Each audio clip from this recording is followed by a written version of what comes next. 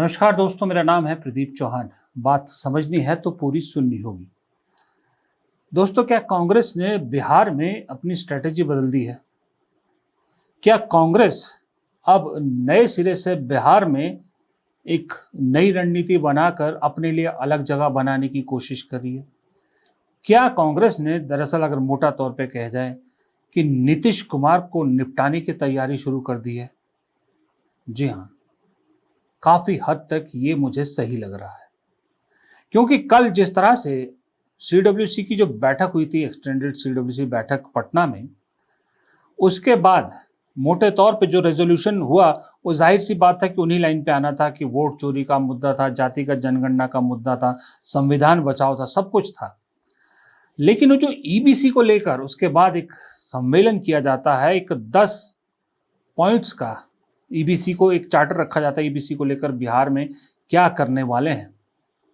और उस प्रोग्राम में न सिर्फ राहुल गांधी होते हैं, बल्कि मल्लिकार्जुन खड़गे भी होते हैं, तेजस्वी यादव भी होते हैं और महागठबंधन के बाकी नेता भी होते हैं। स्पेशली ईबीसी को टारगेट करने का क्या मतलब है? इसका सीधा सीधा मतलब है नीतीश कुमार को कमजोर करने की कवायद। क्योंकि बिहार में ये सबको मालूम है कि आरजेडी का जो वोट है वो है मुस्लिम यादव वोट, बीजेपी का वोट है अपर कास्ट वोट प्लस जो इधर उधर से छिटकता है। ये ओबीसी वोट भी बिहार में काफी मिलता है बीजेपी को, अब तक मिलता रहा, अब पता नहीं मिलेगा नहीं मिलेगा। लेकिन नीतीश कुमार की सबसे बड़ी ताकत थी ईबीसी, अति पिछड़ा वर्ग। अब कांग्रेस ने उसी पे निशाना साधा है। कांग्रेस को लगता है कि मुस्लिम वोट चाहे आरजेडी को मिले चाहे उन्हें मिले, एक ही बात है। अपर कास्ट वोट शायद कांग्रेस के साथ ना आए, क्योंकि जातिगत जनगणना की बात जब कांग्रेस करती है तो अपर कास्ट वोट का जुड़ना थोड़ा सा मुश्किल नजर आता है। लेकिन ईबीसी एक ऐसी है जो नीतीश कुमार बड़े दिनों से, बहुत सालों से अपनी पुश्तैनी जायदाद समझ के पकड़े बैठे हैं। लेकिन यही ईबीसी बाहर निकलना चाहता है, लेकिन कोई इनकी खुल के बात नहीं करता। ईबीसी तेजस्वी यादव के साथ भी नहीं जाना चाहता, क्योंकि वहां मुस्लिम यादव का दबदबा रहता है। ईबीसी बीजेपी के साथ भी नहीं जा सकता, क्योंकि वहां जाहिर सी बात है स्वर्णों का दबदबा रहता है और ओबीसी का रहता है। ऐसे में कांग्रेस को लगा कि एक बहुत अच्छा विकल्प है ईबीसी को अपने पाले में लाने का। इसलिए बाकायदा अब बिहार की जो स्ट्रेटेजी है, कहा तो महागठबंधन की है, लेकिन दरअसल ये कांग्रेस की स्ट्रेटेजी है कि ईबीसी को अपने साथ जोड़ा जाए और साथ में सवाल खड़ा किया जाए कि ईबीसी के लिए नीतीश कुमार ने किया क्या है। यहां पे नीतीश जी की सरकार कितने सालों से है? 20 सालों से है। मुझे आप बताइए, ये उन्होंने क्यों नहीं किया? ये क्यों नहीं किया उन्होंने? हम आपके साथ बैठे, मीटिंगें की, आपने बताया कि भैया ये करना है, हमने कर दिया। 20 साल उन्होंने ये क्यों नहीं किया? 20 साल के लिए इन्होंने आपको एट्रोसिटी एक्ट क्यों नहीं दिया? 20 साल के लिए इन्होंने कॉन्ट्रैक्ट्स में आपको रिजर्वेशन क्यों नहीं दिया? ये क्या कर रहे थे? एक ये आपसे वोट ले रहे थे और आपको यूज करके आपको फेंक रहे थे, दबा रहे थे। ये आपके लिए, बिल्कुल, ये आपके लिए विजन है और ये आपका विजन है। हमारा काम इंप्लीमेंट करने का है। मैं आपको, खारगे जी, केशवी जी, सानी जी, बाकी जो स्टेज पे लीडर्स हैं, हम आपको कह रहे हैं कि ये गारंटी करके हम बिहार में इंप्लीमेंट करेंगे।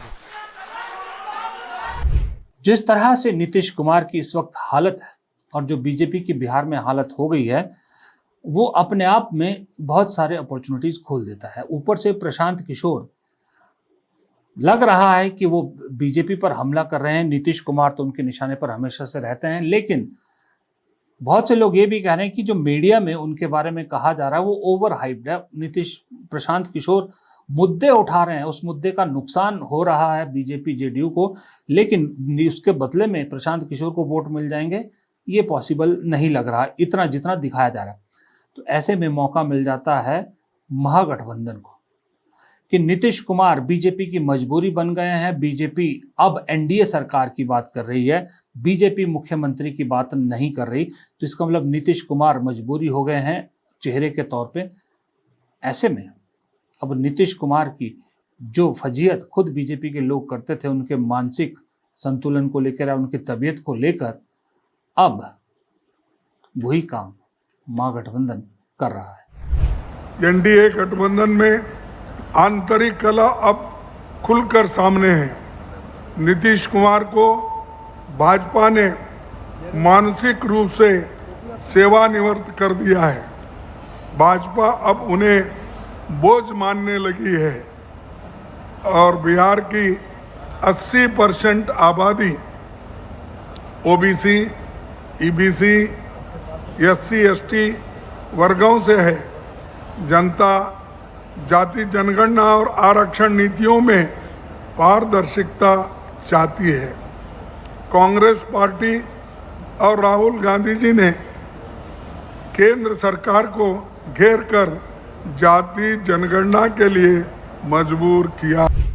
ये भी बात बिहार के लोगों में बहुत अच्छी तरह से बैठ गई है कि सही में अगर जीतती भी है बीजेपी नीतीश की जोड़ी, तो नीतीश कुमार कब तक मुख्यमंत्री रहेंगे ये तय नहीं है। और दूसरी बात, पहले तो यही तय नहीं है कि जीतने के बाद मुख्यमंत्री बनेंगे या नहीं बनेंगे, बनेंगे तो कब तक रहेंगे किसी को तय नहीं। ऐसे में अगर नीतीश कुमार को हटा दिया बीजेपी ने, कोई और बन गया, तो जो ईबीसी वोट है वो अपने आप को एक तरह से अनाथ महसूस करेगा। और बिहार में बहुत बड़ी तादाद है, मुझे परसेंटेज अभी याद नहीं आ रही कितनी परसेंट है, लेकिन नीतीश कुमार के पास इनका सॉलिड वोट है। इन्हीं पे नीतीश कुमार की राजनीति ज़्यादा घूमती है। अगर उस वोट बैंक में डेंट डालने में कांग्रेस कामयाब होती है, कांग्रेस का भी अपना एक वोट बैंक बन जाता है। कांग्रेस को भी अगले आने वाले चुनाव के लिए, आने वाली राजनीति के लिए एक सॉलिड बेस मिल जाता है, क्योंकि कांग्रेस के पास इस वक्त अगर बिहार में जो भी है वो छितरा हुआ वोट है। मुस्लिम्स का भी है, दलितों का भी है, ओबीसीज का भी है, ईबीसीज का थोड़ा बहुत है, थोड़ा बहुत शायद यादवों का भी पड़ जाए आरजेडी के सहयोगी होने की वजह से, लेकिन कोई कंसोलिडेट वोट नहीं है। ऐसे में ईबीसी अगर नीतीश कुमार से छिटकता है, ये तो कांग्रेस अब या पूरा महागठबंधन बिहार के लोगों को समझाने में पूरा जोर लगा देगा कि नीतीश कुमार की पॉलिटिकल पारी खत्म हो चुकी है। इसलिए बेहतर है कि ईबीसी वहां से शिफ्ट होके इधर आ जाए, कांग्रेस की तरफ आ जाए, आरजेडी के साथ ना जाके कांग्रेस के साथ आ जाए अगर आरजेडी के साथ दिक्कत है। तो ये एक स्ट्रेटेजिकली एक बड़ा मूव कांग्रेस ने उठाया है बिहार में। अब इसी मूव के जरिए मुझे लगता है कांग्रेस जब सीट बंटवारे की बात करेगी तो वो भी बहुत अहम फैक्टर रहेगा इसमें। ईबीसी को लेकर कांग्रेस की कितनी सॉलिड प्लानिंग है, इसका अंदाजा जैसे मैंने पहले कहा इसी बात से लगाया जा सकता है कि चाहे थोड़े वक्त के लिए ही, लेकिन इस फंक्शन में राहुल, खड़गे, तेजस्वी तीनों आते हैं। तीनों का एक साथ आना बहुत बड़ा मैसेज दे गया। और साथ ही बीजेपी के जिस तरह से प्रशांत किशोर कच्चे चिट्ठे खोल रहे हैं, उसी तरह से जो बीजेपी दूसरे राज्यों के, जैसे उन्होंने स्टार्ट किया गुजरात मॉडल बेचकर, गुजरात मॉडल पूरे देश में बेच के सत्ता हासिल की, उसके बाद अब दूसरे राज्यों के मॉडल जगह जगह पर बेचती है। जैसे गुजरात का बेचती है, मध्य प्रदेश का बेचती है, राजस्थान का, महाराष्ट्र का। इन मॉडलों की हवा भी निकलनी शुरू हो गई। गुजरात में बिहार में एक जबरदस्त नारा युवाओं के बीच चल रहा है। वो युवा जो बेरोजगारी से सबसे ज्यादा परेशान है बिहार में, जिन युवाओं को अपने हक के बदले पुलिस के डंडे मिलते हैं, वो ये सवाल पूछने लगे हैं कि उद्योग धंधे गुजरात के लिए और हवाई बातें बिहार के लिए, ये कैसा इंसाफ है। तो गुजरात मॉडल फेल हो रहा है, अब मध्य प्रदेश मॉडल बेचते हैं। तो मध्य प्रदेश मॉडल का एक और जो इनका छलावा है वो सामने आया जब मध्य प्रदेश के जीतू पटवारी जो कांग्रेस के अध्यक्ष हैं, उन्होंने बाकायदा इसका खुलासा किया कि किस तरह से, आप सोचिए, मध्य प्रदेश जैसे राज्य में जो कहा जाता है कि संघ की लेबोरेटरी है गुजरात और मध्य प्रदेश, वहाँ पर बीजेपी की सरकार वहाँ भी कितने सालों से बीजेपी की सरकार है, वहाँ पर गौ मांस की जो वो है, गौ मांस को लेकर 0% टैक्स दिया गया। गौ मांस विक्रेताओं पे गौ मांस बेचने पर 0% टैक्स। अभी मोहन यादव जी ने कुछ दिन पहले कही कि हम गौ भक्त हैं, हम गाय पालते हैं, और कांग्रेसी दूसरे जानवरों के नाम लिए। कांग्रेस पार्टी का विचार है जो हिंदू धर्म का विचार है, जियो और जीने दो का जैन धर्म का विचार है। हिंदू धर्म का विचार क्या है? प्राणियों में सद्भावना हो, प्राणियों में, केवल मनुष्य में नहीं हो, विश्व का कल्याण हो, हिंदू धर्म की सोच है। और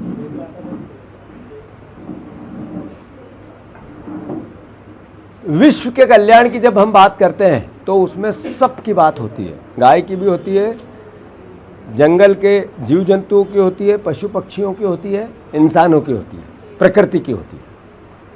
बीजेपी इससे डिफर सोच रखती है, मोहन यादव इससे डिफर सोच रखते हैं।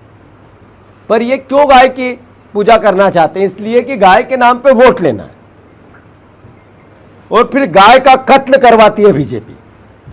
मैं आरोप लगा रहा हूं, सबसे ज्यादा गो मांस का दुनिया भर में अगर एक्सपोर्ट कहीं हो रहा है तो भारतवर्ष से हो रहा है, और नरेंद्र मोदी के राज में सारे रिकॉर्ड तोड़ दिए। इसका मतलब क्या समझे? कहां से आ रहा है इतना मांस? गो मांस आ कहां से रहा है? गो मांस इसी भारतवर्ष की गाय माता का अगर जा रहा है तो फिर दोषी देश में बीजेपी की सरकार, प्रदेश में बीजेपी की सरकार, कई राज्यों में बीजेपी की सरकार। क्या हुआ उसका? ठेका, इन ठेकेदार गो भक्त ठेकेदारों से मैं पूछना चाहता हूं, क्या मतलब इसका? अब उसको और बढ़ावा कैसे मिले, उसका भी प्रोविजन कर दिया जीएसटी में। गाय के मांस पर 0% टैक्स, 0 जीएसटी। ये क्या मैसेज है? वाह रे मेरे गो भक्त मुख्यमंत्री। आप सोचिए, बीजेपी की सरकार में गौ मांस के एक्सपोर्ट पर 0% टैक्स। ये अपने आप में अजीब बात नहीं कि जो पार्टी गौ रक्षक के नाम पर, गौ रक्षा के नाम पर हजारों करोड़ का चंदा अलग अलग संगठनों के रूप में लेती है, हजारों जो असामाजिक तत्व हैं गौ रक्षा के नाम पर निशाना बनाते हैं एक पर्टिकुलर धर्म के लोगों को, वहाँ पर इस तरह की पॉलिसी। और फिर बात करते हैं मुसलमानों से नफरत की। एक और चीज़ मैं दिखाना चाहता हूँ आपको, ये आपने देखा भी होगा शायद, ये एबीपी न्यूज़ की क्लिप है। ज़रा ये क्लिप देखिए, फिर मैं बात करता हूँ। बिल्कुल नहीं है। मैं कहता हूं मुसलमान, मेरी इच्छा है, मैं ऐसा विचार रखता हूं कि मुसलमानों को एक नया देश मिल चुका है। इन मुसलमानों ने देश के साथ गद्दारी की है, इन गद्दारों को बराबर का अधिकार नहीं मिलना चाहिए। क्या गद्दारी किया? देश को आजादी दिलाई है मुसलमानों ने। मैं कैसी बात कर रहे चित्रा जी, आप बोलने दिए जा रहे हो? क्या लगा तुम लोगों ने आजादी नहीं ना दिलाई है, जगह तुम्हारे पर, बाप दादों ने देश के साथ गद्दारी की है। गर्दनें कटा संविधान दी से है। चलेगा ना, आपने गद्दारी की है। कटा दी है देश अल्फाज की वापस लो। आजादी के लिए। अल्फाज संगीत रागी जी, अब मैं एक सवाल पूछना चाहता हूं इस देश के न्यायालयों से, इस देश की जांच एजेंसियों से, इस देश की न्याय व्यवस्था से, कि यूं तो छोटी छोटी बात पर आप स्वतः संज्ञान लेकर मामले दर्ज कर लेते हैं, मुकदमे चला लेते हैं। क्या इस मामले पर संगीत रागी और चित्रा त्रिपाठी पर मामला दर्ज नहीं होना चाहिए? मेरे हिसाब से चित्रा त्रिपाठी पर देशद्रोह का मामला दर्ज होना चाहिए, संगीत रागी पर भी। संगीत रागी जो अपने आप को प्रोफेसर कहते हैं, वो कैसे एक राष्ट्रीय चैनल पर नफरत बांट सकते हैं कि मुसलमान गद्दार है, इसका शब्द, ये शब्द कैसे इस्तेमाल करते हैं? और चित्रा त्रिपाठी पर इसलिए देशद्रोह का मुकदमा चलना चाहिए कि वो सब कुछ सुनते हुए चुप रही, जानबूझ के ये कहने का प्लेटफॉर्म दिया। और उसके बाद भी जब वारिस पठान एआईएमआईएम के जो प्रवक्ता है वो कह रहे हैं चित्रा त्रिपाठी से कि आप कुछ नहीं बोल रही, तो भी चित्रा त्रिपाठी ने उन्हें रोका नहीं। ये तो दो धर्म के लोगों के बीच में जहर फैलाने का सीधा सीधा मामला बनता है। ये जानबूझ के जो धार्मिक सद्भावना को खराब करने की कोशिश दिख रही है दोनों चेहरों की, दोनों लोगों की वजह से। दोनों पे देशद्रोह का मामला होना चाहिए, लेकिन सिस्टम किसका है और सिस्टम क्या काम कर रहा है ये बताने की ना मुझे ज़रूरत है ना आपको समझने की ज़रूरत है। जो हो रहा है सामने हो रहा है, लेकिन इस सिक्के का दूसरा पहलू भी है, और दूसरा पहलू ये है कि आप जितना जहर उगलोगे, जितना इस तरह की हरकतें करोगे, उतना ही आप अपनी फ्रस्ट्रेशन लोगों को दिखा रहे हैं, और उतना ही लोगों को अपने साथ जोड़ने की बजाय, लोगों को अपने साथ मतलब बीजेपी के साथ जोड़ने की बजाय बीजेपी से दूर कर रहे हो। ये बात याद रखिएगा। नमस्कार।